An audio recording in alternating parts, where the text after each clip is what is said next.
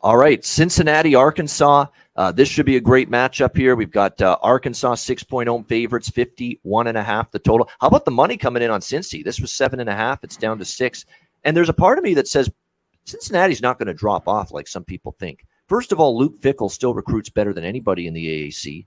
They're still going to, I think, contend to win that conference, even with all Sauce Gardner and all the great Kobe Bryant, all the great defensive players, especially in the secondary they lost. But I think the defensive line is still pretty solid here, which is important when you're going to play a good offensive line like Arkansas. They might be able to hang in there in the trenches. This is just two teams I'd rather bet on than bet against. So I'm just going to be watching this game as a fan. I'm excited for it. I'm looking for it. I think it's a great matchup.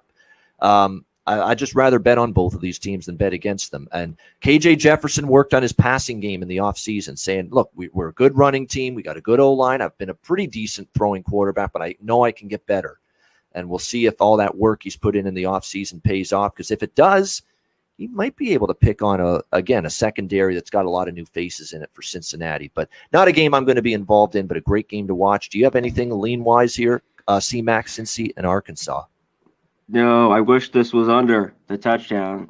Kind of here. I'd go with Arkansas. I think Jefferson will be good. I think his passing only gets better. I think the Razorbacks' defense will be pretty good as well, which kind of, once they got in the SEC play, they kind of got into some shootouts. But early on, that defense was very good last year. It started to deal with injuries, and as every team as the season goes on, Cincy will be still really good. This is a huge game for them. This could be very tight and a good one. I think this is a watch as well for me. I don't think I'm going to get involved betting it. And the total is kind of interesting. Cincy's defense come to play, this is definitely an under and it's tight, or will there be points here early? So, yeah, I mean, I'm torn here, side and total. But you're right. Now that it's below 7, I think you've got a little value now in Arkansas. You do, yeah.